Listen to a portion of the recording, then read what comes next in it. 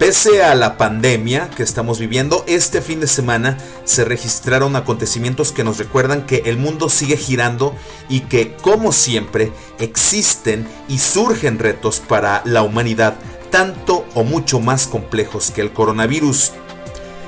En un hecho sin precedentes, el sábado fuimos testigos del lanzamiento de la cápsula Dragon, impulsada por el cohete Falcon 9, con los astronautas estadounidenses Doug Hurley y Bob Behnken, quienes se convirtieron en los primeros seres humanos en llegar a la Estación Espacial Internacional a bordo de una nave de fabricación privada. Por cierto que fueron recibidos con abrazos.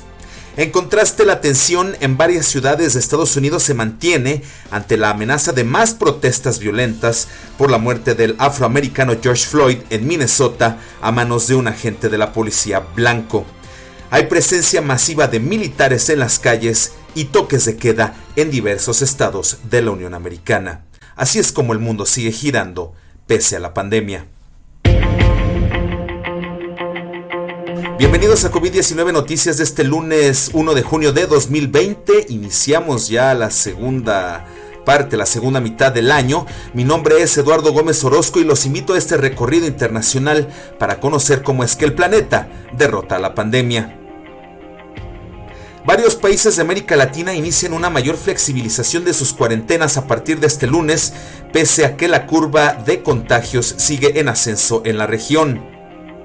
En México terminó la Jornada Nacional de Sana Distancia que duró 70 días desde marzo con la desmovilización de millones de personas.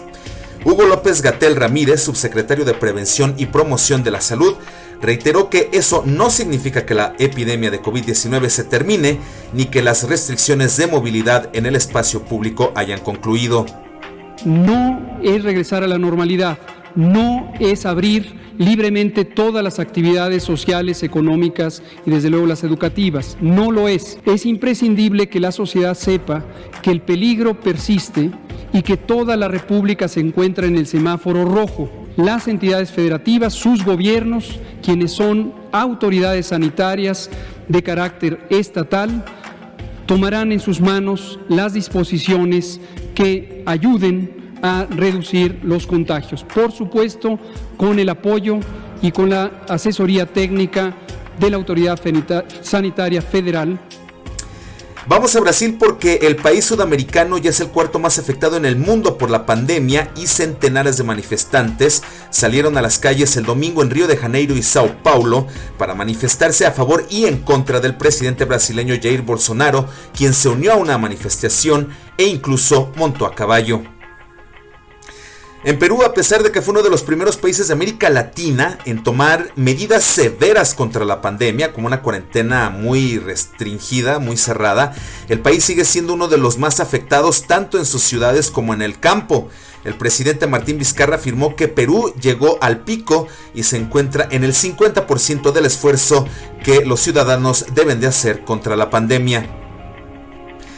En Centroamérica, Costa Rica confirmó la apertura de su frontera con Nicaragua al transporte de carga, bloqueada desde hace casi 3 semanas por camioneros nicaragüenses molestos por las restricciones costarricenses para contener la pandemia de COVID-19.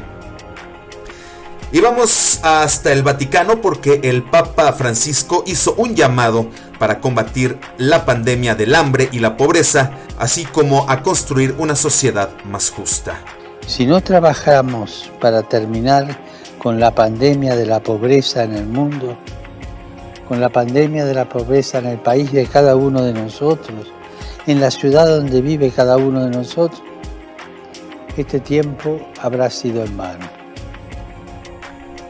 Yo soy Eduardo Gómez Orozco, muchas gracias por acompañarme en COVID-19 Noticias, este proyecto independiente, ciudadano, orgánico y sin intereses políticos ni comerciales. Les recuerdo, la recomendación es quedarse en casa, lavarse bien las manos y no compartir noticias falsas, porque con buena información derrotamos la pandemia. Que tenga una excelente semana.